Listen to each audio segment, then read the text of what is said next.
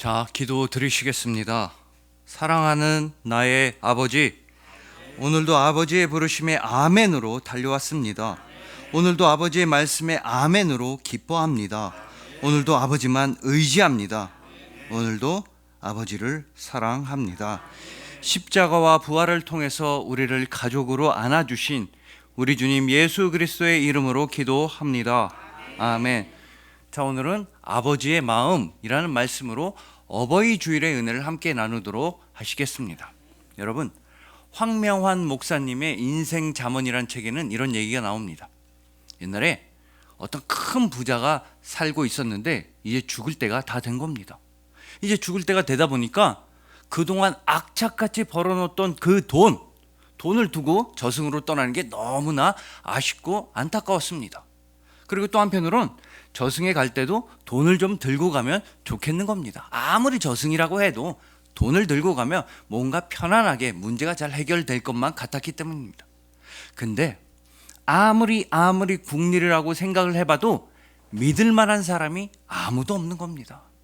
예를 들어 친구나 가족이나 친척이라 할지라도 내가 죽은 다음에 내 돈 좀 관짝에 같이 넣어줘, 나 저승 갈 때 노잣돈하게 내 돈 좀 같이 묻어줘, 이렇게 부탁할 만한 사람이 아무도 없는 겁니다. 친구든 친척이든 가족이든 돈만 줬다고 하면 자기가 죽은 다음에 그 돈을 다 떼어먹을 것만 같았습니다. 그래서 이 부자는 한참을 고민하고 생각하고 걱정한 끝에 3명의 사람을 추려냈습니다. 바로 자기 담당 변호사, 두 번째로는 자기 담당 주치의 의사 선생님, 그리고 세 번째는 자기 동네 성직자를 골랐습니다. 이 세 사람이라고 하면 믿을 만한 사람들인 것 같았습니다. 그래서 이 사람들한테 각각 100만 달러씩 주면서 내가 죽은 다음에 장례식 전에 꼭 그 100만 달러씩을 내 관에 넣어달라고 부탁을 했습니다. 그리고 얼마 뒤에 부자는 사망하게 되었고 장례식까지 다 치렀습니다. 장례식이 끝나고 집에 돌아오는 길에 이 담당 변호사가 성직자와 의사한테 물어봤습니다. 여러분들은 우리 선생님이 생전에 부탁하신 그대로 100만 달러씩 잘 관에 넣어주셨습니까? 물어봤습니다. 그랬더니 성직자가 그럼요, 당연히 넣어드렸습니다. 근데 다만 11조는 제가 알아서 떼었습니다. 아니, 저를 위해서가 아니라 그분의 신앙을 위해서 제가 11조 10만 달러 띄고 90만 달러만 넣어드렸습니다. 그 말을 받아서 의사는 네, 저도 100만 달러 다 넣어드렸습니다. 근데 다만 그분이 워낙에 평소에 의료시설, 의료기관, 병원 건강에 관심이 있으셔서 그냥 우리 병원에 50만 달러를 기부했습니다. 절대 내가 잘 먹고 잘 살자는 게 아니라 살아생전 그분의 뜻을 받아들이기 위해서 그분의 돈 50만 달러를 우리 병원에 기부하고 나머지 50만 달러만 넣어드렸습니다. 그 말을 듣고 나서 변호사는 엄청 화를 냈습니다. 아니, 당신들 성직자란 양반이, 의사란 양반이 그럴 수가 있습니까? 아니, 성직자가 10만 달러 훔쳐가고 의사가 50만 달러 훔쳐가고 이거 도대체 어떻게 된 일일까? 막 화를 냈습니다. 그러자 민망해진 성직자와 의사는 변호사한테 물어봤습니다. 변호사님은 당연히 100만 달러 잘 넣어드렸겠죠, 관 속에? 그랬더니 변호사는 화를 내면서 물론입니다. 저를 어떻게 보고 하시는 말씀입니까? 당연히 100만 달러 1달러 한 장도 꺼내지 않고 다 넣어드렸습니다. 근데 다만 워낙에 현찰 100만 달러를 들고 저승에 가시려면 부피도 크고 무거우니까 100만 달러짜리 어음 한 장으로 바꿔서 넣어드렸습니다. 저승에 있는 은혜 가면 그 어음 가지고 가면 현찰 100만 달러 주실 겁니다. 즉 변호사는 자기가 100만 달러를 다 훔쳐간 것이었습니다. 여러분, 이처럼 세상엔 믿을 만한 사람이 없는 것 같습니다. 세상이 원래 그렇고 사람들이 원래 그렇습니다. 하지만 우리 아버지, 하나님 아버지는 정말로 믿을 만한 분이십니다. 더욱 정확하게는 믿을 만한 분이신 걸 넘어서서 반드시 믿어야만 하는 분이신 것입니다. 왜냐하면 우리 아버지께서는 여러분들을 너무나 사랑하시기 때문입니다. 조금도 쉬지 아니하시고 졸지도 아니하시고 주무시지도 아니하시고 하나님 아버지는 여러분만 바라보시고 여러분만 아끼고 계십니다. 지금 이 순간에 이렇게 예배를 드리시는 귀한 여러분들을 지금 이 순간에도 아버지께서는 사랑의 눈길로만 바라보아 주시는 것입니다. 그래서 오늘은 그러하신 아버지의 마음을 더욱더 깊이 이해하고 더욱더 깊이 알아가고 더욱더 깊이 사모하는 우리 모두가 되기를 소망해 봅니다. 오직 맞아들이신 예수 그리스도를 통해서 아버지의 집에서 영원토록 행복과 평안을 누리시는 이 어버이 주일에 여러분들을 주님의 이름으로 축복합니다. 자, 먼저 오늘 본문은 너무나도 유명한 예수님의 비유, 예수님의 말씀입니다. 우리가 흔히 탕자의 비유라고 부르는 한 아버지와 두 아들이 등장하는 이야기입니다. 자, 지금의 우리는 이렇게 이 비유에 대해서 너무나 잘 알고 있고 또 너무나 잘 익숙하고 너무나 많이 들어왔습니다만, 그렇다면 과연 예수님의 이 비유를 가장 최초로, 가장 처음으로 들었던 사람들은 과연 누구였을까요? 우리가 누가복음 15장 1절과 2절을 보면 그 사람들이 도대체 누구인지가 잘 나타나 있습니다. 예수님의 이 유명한 비유를, 그것도 예수님의 육성으로, 예수님이 친히 들려주시는 목소리로 들었던 사람들이 누구인지가 나타나 있는 것입니다. 그 사람들은요, 세리들과 죄인들이었습니다. 세리들과 죄인들이 예수님의 이 유명한 비유를 가장 먼저 들었던 것입니다. 또한 동시에 그 자리에는 바리새인들과 서기관들도 있었습니다. 즉 각양각색의 사람들, 다양한 종류의 사람들, 각계각층의 사람들이 예수님의 이 말씀을 육성으로서 들었던 것입니다. 즉 예수님께서 이 비유를 말씀하실 때 한쪽에는 세리들과 죄인들이 있었습니다. 이 사람들은 모든 세상과 사람들로부터 욕을 먹고 비난당하고 손가락질 당하고 정죄를 당하던 그런 사람들이었습니다. 그리고 다른 쪽에는 바리새인들과 서기관들이 있었습니다. 이 사람들은 모든 세상과 사람들로부터 인정을 받고 높임을 받고 존경을 받고 칭찬을 받는 사람들이었습니다. 그리고 이 바리새인들과 서기관들의 가장 중요한 특징은 세리들과 죄인들을 가장 먼저 손가락질하고 가장 먼저 비난했다는 것입니다. 자, 그럼으로써 우리는 예수님의 오늘 말씀을 깨닫게 되는 것입니다. 예수님의 이 비유에서 둘째는 과연 누구였겠습니까? 바로 세리들과 죄인들이었습니다. 한때는 아버지의 품을 멀리 떠났었지만, 한때는 나쁜 짓만 저지르고 죄악을 저지르는 죄인들이었지만, 이제는 예수님을 통해서 다시 아버지를 만나고 싶어하는 그런 영혼들이었습니다. 이제 회개하고 다시 아버지의 집으로 돌아온 사람들이었던 것입니다. 자, 그렇다면 예수님의 이 비유에서 첫째는 과연 누구였겠습니까? 이 첫째는 사람들 앞에서는 평범할 때는 아버지한테 순종하는 척을 했습니다. 그러나 가장 결정적일 때에는 아버지한테 화를 내고, 아버지가 집으로 돌아가자고 해도 아무런 대답도 하지 않고 아버지한테 반항하고 거역했던 이 첫째였던 것입니다. 이 첫째는 과연 누구였겠습니까?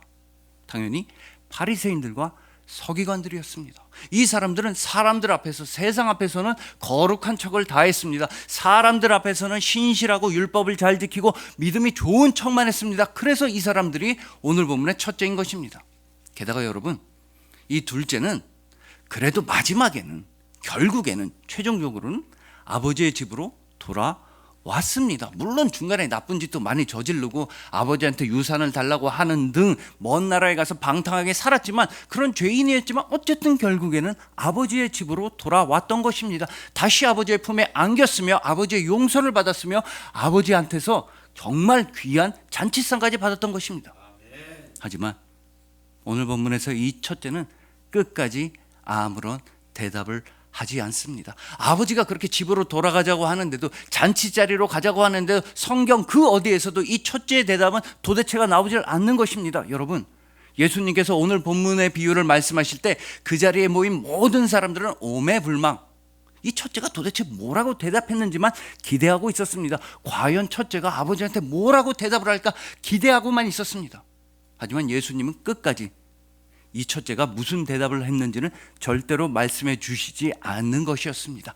왜냐하면요, 이제는 바리새인들과 서기관들이 대답할 차례이기 때문입니다. 이 세상의 첫째들, 나만 잘난 척하고 나만 높은 척하고 나만 대단한 척하는 그 첫째들, 다른 사람들 비난하고 손가락질하고 정죄하는 그 첫째들이 이제 예수님의 물음에 대답해야만 하는 차례이기 때문입니다.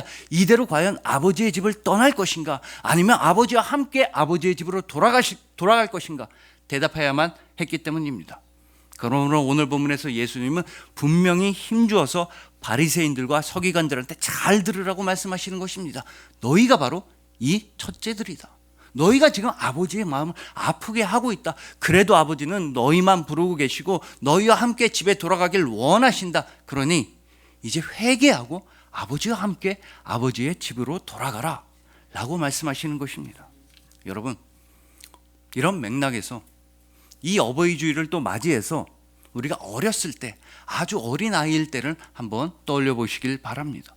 우리가 어린 아이일 때는 동네에서 길바닥에서 하루 종일 놀기만 했습니다. 다른 거 안 하고 계속 놀기만 했습니다. 뭐 딱지를 치던 구슬을 치던 친구를 치면 안 됩니다. 어쨌든 뭐 소꿉놀이를 하든 뭐 고무줄 놀이를 하든 땅 따먹기를 하든 하루 종일 놀기만 했습니다. 그러다가 그렇게 놀고 있는데 해가 지고 저녁이 되면 골목에서 이런 소리들이 마구 들려오기 시작합니다. 얘야, 누구누구야, 얼른 와서 밥 먹어라. 엄마가 자녀들을 부르는 소리입니다. 근데 얘야, 얼른 집에 와서 밥 먹어라, 이렇게 말씀하시는 엄마들은 굉장히 착하신 엄마, 인격적인 엄마들입니다. 대부분의 엄마들은 야, 이놈의 뭐마마마마마마. 옛날 엄마들은 왜 이렇게 화를 냈는지 모르겠습니다. 그 중에는 동물을 정말로 사랑하는 동물 애호가인 엄마도 있었습니다. 야, 이 녀석아, 너 안 오면 네 밥 개한테 줘버린다. 이렇게 개를 자식과 똑같이 생각하는 그런 엄마들도 있었던 것입니다. 어쨌거나 중요한 건 온 동네 꼬맹이들은 자기 엄마 목소리를 기가 막히게 알아듣는다는 겁니다. 물론 엄마가 얘야, 누구누구야 이렇게 이름을 불러서이기도 하지만 그건 결정적인 요인이 아닙니다. 자식이니까, 자녀니까 엄마 목소리, 부모 목소리를 대번에 알아듣는 것입니다. 밥 먹어라의 밥자만 나와도, 아니 밥의 비읍자만 나와도 아, 이건 우리 엄마 목소리구나 하면서 집으로 열심히 달려갔던 것입니다. 하지만 너무나 안타깝게도 지금 우리는 우리를 애타게 부르시는 그 아버지의 목소리, 아버지의 음성을 외면할 때가 너무나 많다는 것입니다. 아버지는 그냥 집으로 돌아오라고, 얼른 돌아오라고 우리를 애타게 부르시는데 우리는 마치 둘째처럼 먼 나라에 가서 허랑방탕하게 살고 있거나 아니면 첫째처럼 그 아버지의 음성을 듣고서도 집으로 들어가길 거부하고 있는 때가 많다는 것입니다. 그런데도 아버지는 여러분만 부르십니다. 얘들아, 얼른 집으로 와라. 빨리 밥 먹자, 빨리 저녁 먹자, 얼른 생명 양식을 먹어라. 아버지랑 같이 아버지의 집에서 영원토록 행복하게 지내자. 아버지께서는 여러분만 부르고 계신 것입니다. 이처럼 하나님 아버지께서는 여러분들의 일거수일투족, 여러분들의 머리카락 하나까지도 너무나 관심을 가지고 계십니다. 여러분들이 넘어질까봐, 다칠까봐, 딱지가 생길까봐 여러분만 바라보고 계시며, 또 여러분들이 우울할까봐, 슬플까봐, 또 여러분들이 울까봐 여러분만 바라보시고 사랑하시는 것입니다. 하나님 아버지께서는 이처럼 여러분들을 너무나 사랑하고 계십니다. 특히나 그 아버지께서는 바로 맏아들이신 예수님을 통해서 우리에게 말씀하여 주십니다. 바로 오늘 본문 말씀을 주시면서 오늘 본문 말씀을 통해서 여러분에게 말씀하여 주시고 계신 것입니다. 예수님을 통해서 아버지께서는 집으로 돌아오라고, 아버지랑 함께 하자고 여러분만 불러주시고 계신 것입니다. 여러분, 그렇기 때문에 우리한테 있어서 가장 중요한 건 말씀을 하여 주시는 그 예수님 가까이 나아가고 그 예수님의 말씀을 잘 경청하는 것입니다. 이 세상 그 누구보다도 아버지의 마음을 너무나도 잘 이해하시고 알고 계시는 예수님의 말씀을 잘 듣는 게 우리한테 제일 소중한 일인 것입니다. 예수님을 통해서 아버지께서는 아버지의 마음과 아버지의 은혜와 아버지의 사랑을 들려주시는 것입니다. 오직 이것이 바로 우리가 하나님 아버지의 효자와 효녀가 될 수 있는 유일한 길인 것입니다. 오직 예수님한테 가까이 나아갈 때에만 우리는 먼 나라로 도망치고 아버지의 돈 유산이나 달라고 했던 그 둘째의 모습에서 벗어나게 되는 것입니다. 오직 예수님의 말씀을 잘 경청할 때에만 우리는 화를 내면서 아버지한테 거역하고 대답도 하지 않았던, 집에 들어가기 싫었던 그 첫째의 모습에서 벗어나게 되는 것입니다. 오직 예수님의 사랑 안에서만 우리는 아버지를 진짜로 사랑할 수 있게 되는 것입니다. 그러니 부디 그 예수님의 은혜 안에서, 예수님의 말씀 안에서, 예수님의 사랑 안에서 우리 아버지를 뜨겁게 열심히 사랑하시길 소망합니다. 비록 우리가 먼 길을 돌아온 것 같았지만 뒤를 돌아본다면 아버지께서는 언제나 여러분만 기다리시고 여러분을 안아주시고 여러분을 용서한다는 그 사실을 잊지 마시길 소망하는 것입니다. 오직 예수님께 가까이 나아감으로써, 또한 예수님의 말씀을 열심히 경청함으로써 하나님 아버지께 가장 아름다운 카네이션을 달아드리시는 이 어버이 주일의 여러분들을 주님의 이름으로 축복합니다. 자, 이제 다음으로 오늘 본문의 아버지가 과연 어떻게 이 두 아들을 양육하고 교육했는지, 또한 이 두 아들을 어떻게 용서하고 품어주었는지를 살펴보시겠습니다. 자, 먼 나라에 가서 자기가 가진 돈, 받은 돈 다 날리고 빈털터리가 돼서 돼지 우리 안에 들어가 있던 둘째는 이런 생각을 합니다. 이대로는 못 살겠다. 이렇게 못 살겠다. 돼지랑 똑같이 돼지처럼은 못 살겠다. 아버지의 집으로 돌아가자. 근데 나도 염치가 있으니까 아들이라고는 말 못하고 그냥 품꾼으로 써주십시오. 이렇게 말해야겠다. 자, 이 장면을 두고서 많은 신학자들은 이렇게 해석합니다. 이 둘째가 품꾼이 되겠다고 하는 것은 자기가 아버지한테 줬던 그 크나큰 빚을 조금이라도 갚아 나가겠다는 의지의 표현이라는 것입니다. 물론 워낙에 큰 빚을 졌기 때문에 오랜 시간이 걸려야 하겠지만, 워낙에 큰 빚을 졌기 때문에 당연히 다 갚을 수는 없겠지만, 품꾼이 되어서 빚을 갚는 척이라도 해야, 신용이라도 해야, 빚 갚는 흉내라도 내야 아버지가 집에 들여보내주겠구나, 이런 생각을 했다는 것입니다. 그러나 아버지는 둘째를 만나자마자, 둘째가 집에 돌아오자마자 그 크나큰 빚을 단숨에 한 번에 즉시 탕감해 주었습니다. 그것도 품꾼이 아니라 둘째 아들의 지위를 곧바로 회복해 주었던 것입니다. 그러면서 아버지는 둘째한테 가장 좋은 옷을 입혀줍니다. 이 가장 좋은 옷은 당연히 아버지의 옷일 겁니다. 집 안에서 제일 좋은 옷은 집주인의 옷이기 때문입니다. 또한 아버지는 아버지의 권위와 아버지의 지위와 아버지의 권한을 상징하는 반지까지도 둘째한테 끼워줍니다. 또한 아버지는 모든 동네 사람들을 다 불러서 잔치를 열었던 것입니다. 보십시오. 내 아들이 돌아왔습니다. 절대로 품꾼 노예 하인 아닙니다. 내가 사랑하는 둘째가 돌아왔습니다. 라고 선포하는 잔치까지 열어주었던 것입니다. 자, 그러면 이렇게 아버지의 환영과 환대를 받은 이 둘째 아들, 아버지의 사랑과 용서를 받은 이 둘째 아들은 과연 어떤 마음이 들었겠습니까? 여러분, 사실 이 둘째 아들은 먼 나라에서 돼지 우리 안에 있을 때 정말로 이런 사람이 되고만 싶었습니다. 누가복음 15장 17절입니다. 내 아버지에게는 양식이 풍족한 품꾼이 얼마나 많은가. 여러분, 이처럼 둘째 아들의 정말 크고 유일한 소원은 양식이 풍족한 품꾼이 되는 것이었습니다. 쉽게 말해서 밥만 먹을 수 있다면, 밥을 아주 많이 먹을 수 있다면 밥 많이 먹는 머슴, 노예, 하인, 종이 되는 게 둘째 아들의 소원이었던 것입니다. 그러나 이 둘째가 아버지의 집으로 돌아오자마자 이 둘째는 양식이 풍족한 품꾼이 아니라 은혜가 풍성한 아들이 되었던 것입니다. 다시 아버지의 풍족한 은혜를 체험하게 되었습니다. 다시 아버지의 아들이 되었으며, 다시 아버지의 사랑을 받았으며, 다시 아버지의 품에 안기게 되었던 것입니다.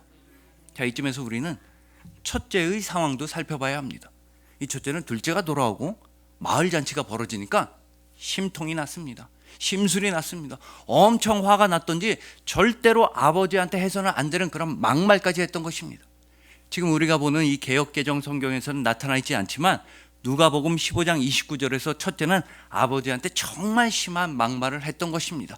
영어 성경 NIV 성경을 보시든가 아니면 헬라어 원문을 보시면 이 누가복음 15장 29절에서 첫째는 아버지를 이렇게 불렀습니다. 보소서, 보소서. 자기가 무슨 홍길동이라고 아버지를 아버지라고 부르질 않습니다. 보소서. 영어 성경을 보시면 look, 이보쇼. 이것 좀 보쇼. 당신, 아저씨. 이렇게 아버지한테 막말을 하고 있는 것입니다. 지금 이 시대에도 아버지한테 이런 막말을 했다? 그러면 당연히 집안에서 쫓겨나게 됩니다. 하물며 오늘 본문 당시 수천 년 전 이스라엘 사회에서 아버지한테 이런 나쁜 말을 했다면 사형에 해당되는 죄악이었던 것입니다. 온 동네 사람들이 몰려와서 돌로 쳐도 할 말도 없고 핑계도 없는 그런 나쁜 죄악을 저질렀던 것입니다. 그렇지만 아버지는 아들을 이렇게 불러주십니다. 그 첫째가 아버지한테 그렇게 막말을 했는데도 아버지는 아들을 향해서 누가복음 15장 31절에서 이렇게 불러주시는 것입니다. 아버지가 이르되 예, 너는 항상 나와 함께 있으니 내 것이 다 내 것이로되. 여러분, 아버지는 그렇게 막말을 했던 첫째도 다정하게 불러주십니다. 얘야, 그러면서 말을 이어갑니다. 얘야, 너는 나랑 항상 함께 있었으니까 나한테 있는 거 다 너한테 줄 거다. 다 너의 것이다. 여러분, 분명히 첫째는 아버지한테 잘못을 저질렀습니다. 아버지한테 화를 냈으며 아버지가 집으로 돌아가자고 해도 대답도 하지 않았으며 막말을 하며 거역했습니다. 아버지를 향해서 이보시오, 당신, 이렇게 나쁜 말을 했습니다. 즉 첫째는 아버지한테 너무나 큰 죄악을 저질렀던 것입니다. 그랬는데도 불구하고 아버지는 첫째한테 말씀하십니다. 얘야. 아버지는 첫째 또한 동일한 마음과 사랑으로 용서하시면서 안아주시면서 말씀하십니다. 둘째 동생을 용서하셨던 그 동일한 마음과 사랑으로서 첫째를 향해 말씀하시는 것입니다. 얘야, 나의 것은 다 너의 것이란다. 이게 바로 아버지의 마음입니다. 여러분, 우리가 분명히 기억해야만 하는 사실은 우리는 모두 다 둘째였다는 것입니다. 우리는 다 죄인이었습니다. 우리는 다 아버지의 품을 멀리 떠났으며 아버지의 마음을 아프게 했으며 아버지한테 유산이나 달라고 하는 듯 우리는 정말 아버지한테 죄인이었던 것입니다. 그리고 동시에 우리는 첫째였습니다. 나의 욕심, 나의 고집, 나의 자아를 꺾지 않고 아버지가 집으로 돌아가자고 말씀하시는데도 아버지한테 대답도 하지 않고 아버지의 집으로 돌아가지 않으려고 했던 우리가 바로 첫째였습니다. 우리는 첫째와 같은 죄인이었습니다. 그러나 여기서 제일 중요한 단어는 바로 동시에입니다. 우리는 다 첫째인 동시에 둘째였으며 둘째인 동시에 첫째였습니다. 우리는 다 둘째처럼 아버지의 품을 멀리 떠났으며 동시에 우리는 아버지의 말씀에 거역했던 우리가 바로 첫째인 동시에 둘째인 동시에 죄인이었던 것입니다. 그런데도 아버지께서는 여러분을 향해 이렇게 부르십니다. 얘들아. 아버지께서는 여러분을 안아주시고 여러분을 품어주시고 사랑하시면서 말씀하십니다. 얘야, 내가 제일 좋은 옷을 입혀줄게. 제일 좋은 반지를 끼워줄게. 너는 나의 아들이다. 나한테 있는 거 다 너에게 주겠다. 그리고 하나님 아버지께서는 이 최고의 은혜의 말씀을, 이 최고의 복과 사랑의 말씀을 우리에게 직접 보내주셨던 것입니다. 바로 받아들이신 말씀이신 예수 그리스도이십니다. 오직 예수님을 통해서 우리는 아버지의 모든 것을 다 상속받을 수 있는 아버지의 상속자가 되었으며 약속의 자녀들이 되었던 것입니다. 오직 예수님을 통해서 전에는 불효자였던 우리가 이제는 아버지께 효도를 하는 효자와 효녀가 되었던 것입니다. 오직 예수 그리스도 안에서 우리는 전에는 첫째인 동시에 둘째인 동시에 죄인이었지만 이제 예수님 안에서 우리는 영원히 사랑받고 영원히 효도하는 셋째로 변화하게 되었던 것입니다. 그러니 부디 그 아버지의 마음을 좀 알아주시고 이해하시고 감사하시길 소망합니다. 아버지께서 베풀어 주시는 모든 것, 그 사랑을 풍성히 누리시기를 소망하는 것입니다. 오직 예수 그리스도 안에서 하나님 아버지의 효자가 되시고 효녀가 되신 이 어버이 주일의 여러분들을 주님의 이름으로 축복합니다. 자, 이제 마지막으로 우리가 과연 어떻게 해서 아버지의 집에 영원히 평안히 머물 수 있게 되었는지를, 다시 말하자면 영원히 사랑받고 영원히 효도하는 셋째가 어떻게 되었는지를 말씀드리도록 하겠습니다. 자, 사실 우리가 오늘 본문 말씀을 읽으면 이런 생각이 드는 것도 사실입니다. 야, 이 첫째 둘째 너무한다. 둘 다 너무 못됐다. 어떻게 아버지한테 이럴 수가 있냐. 이거 막말로 해서 집안 꼴 잘 돌아간다. 이런 생각이 들게 되어 있습니다. 정말로 이 자녀들 때문에 이 집안은 콩가루가 되기 직전이었습니다. 그렇기 때문에 둘째가 멀고 먼 나라로 떠나갔을 때 모든 동네 사람들은 뒤에 모여서 수근수근 이런 뒷얘기를 했을 것입니다. 야, 저 집의 둘째는 아버지한테 유산을 달라고 했대. 아버지가 멀쩡히 살아있는데도 아버지 죽은 사람 취급하면서 유산을 달래서 먼 나라로 도망갔대. 이런 경우는 들어본 적이 없다. 이러면서 욕을 했을 것입니다. 또한 둘째가 돌아오고 마을 잔치가 열렸을 때에도 그 잔치에 참석한 마을 사람들은 이런저런 뒷얘기를 했을 것입니다. 야, 지금 첫째는 감히 아버지가 주최한 잔치인데도 집에 안 들어오고 있대. 들리는 소문에 의하면 밖에서 아버지한테 화만 내고 이보시오 저보시오 아버지한테 막말만 하고 있대. 이 첫째 둘째 하는 걸 보니까 이 집안 금방 망하겠구만. 이렇게 얘기를 했을 겁니다. 자, 이렇게 모든 마을과 모든 집안이 뒤숭숭한 와중에도 혼자서만 신이 난 사람이 있었습니다. 첫째랑 둘째 때문에 집안은 콩가루 되기 직전이고 모든 마을 사람들이 욕을 하고 있는데도 눈치도 없이 혼자서만 그냥 신나고 즐거워서 동분서주 바쁜 사람이 있었으니 바로 아버지입니다. 아버지는 둘째가 돌아가니까 너무나 신이 났습니다. 마을 사람 다 불러서 잔치를 열 정도로 신이 났던 것입니다. 그리고 첫째 보고도 같이 집으로 돌아가자고 했습니다. 정말 눈치가 없는 게 첫째는 그렇게 화가 나고 심통이 났는데도 이제부터 우리 신나자, 우리부터 즐거워하자, 이렇게 말을 했던 것입니다. 자, 그렇다면 여러분, 과연 이 아버지는 도대체 왜 이렇게까지 신이 난 것입니까? 둘째랑 첫째가 번갈아 가면서 말썽만 치고 사고만 치는데 동네 사람들한테 손가락질 당해서 이 동네에선 발을 붙이고 살 수 없을 것 같은데도 이 아버지는 왜 이렇게까지 신이 났던 것입니까? 그 이유에 대해서 오늘 본문 말씀은 증언하고 있는 것입니다. 이 내 아들은 죽었다가 다시 살아났으며 내가 잃었다가 다시 얻었노라 하니 그들이 즐거워하더라.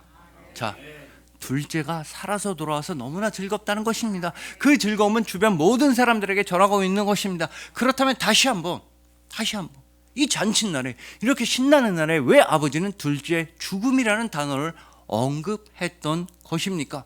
가만히 생각해 보면 비록 나쁜 불효자이긴 했지만 둘째가 집을 떠날 때 아버지는 엄청나게 많은 돈을 챙겨서 주었습니다.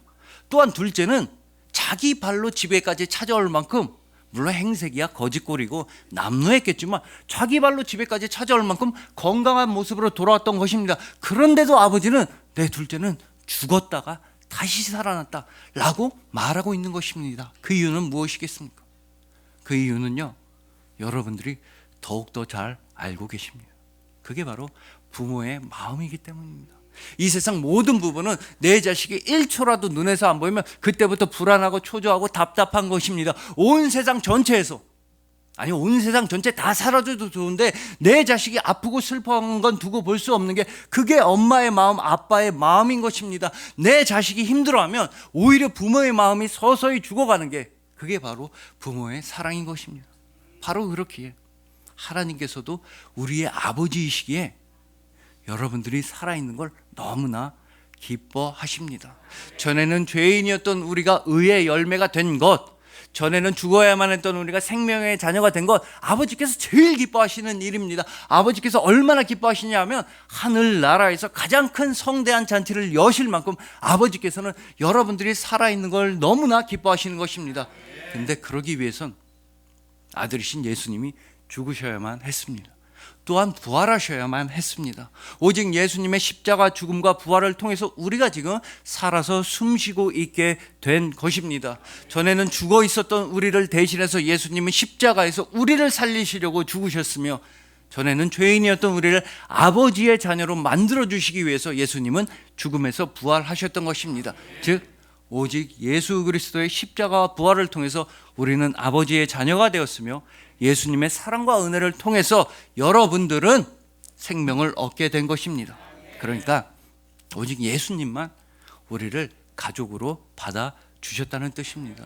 세상이 우리를 버리고 멀리한다 할지라도, 사람들이 우리를 왕따시키고 싫어하고 피한다 할지라도 예수님만큼은 여러분을 예수님의 가족으로 받아주셨습니다. 오직 예수 그리스도로 말미암아 여러분들은 하나님 아버지의 자녀가 되었으며, 오직 예수님의 은혜로 말미암아 여러분들은 교회라는 가족이 되었으며, 그리스도인이라는 가족이 되었으며, 성도라는 가족이 되었던 것입니다. 즉 이제부터 영원까지 여러분들은 생명의 가족, 사랑의 가족, 소망의 가족이 되었던 것입니다.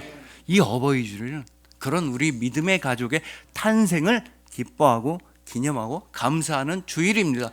여러분들은 이제 다른 것이 아니라 오로지 여러분들은 예수 그리스도의 가족인 것입니다.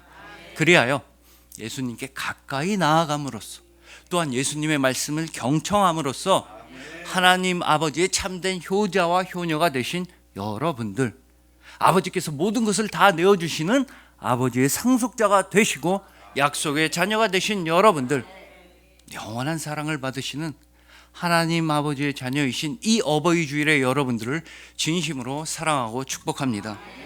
기도드리시겠습니다. 사랑하는 나의 아버지, 이 세상에서 기댈 곳 없던 우리에게 아버지가 되어주시고, 이 사람들 속에서 외로워하던 우리에게 아버지가 되어주시고, 마음껏 실컷 울 수도 없었던 우리한테 괜찮다고, 다 문제없다고, 사랑한다고 말씀해 주시는 아버지가 되어주시니 참으로 감사합니다. 우리는 집을 떠난 둘째인 동시에 집으로 들어가지 않으려 하던 첫째였습니다. 우리는 아버지의 마음을 아프게 했던 죄인인 동시에 사람들을 미워하던 죄인이었습니다. 그렇지만 오직 아버지께서는 맏아들 예수님을 통해서 우리를 끝까지 불러주시고, 우리를 영원히 품어주시고, 우리를 사랑하여 주셨습니다. 그 사랑이 우리를 아버지의 자녀로 빚어 주셨습니다. 이제 우리도 아버지의 마음을 품고 아버지의 마음 알아 온 세상을 하늘나라 가정으로 변화시키겠습니다. 이 땅에 아버지의 나라가 임할 것입니다. 바로 오늘입니다. 십자가와 부활을 통해 우리를 가족으로 안아주신 우리 주님 예수 그리스도의 이름으로 믿으며 감사하며 사랑하며 기도합니다. 아멘.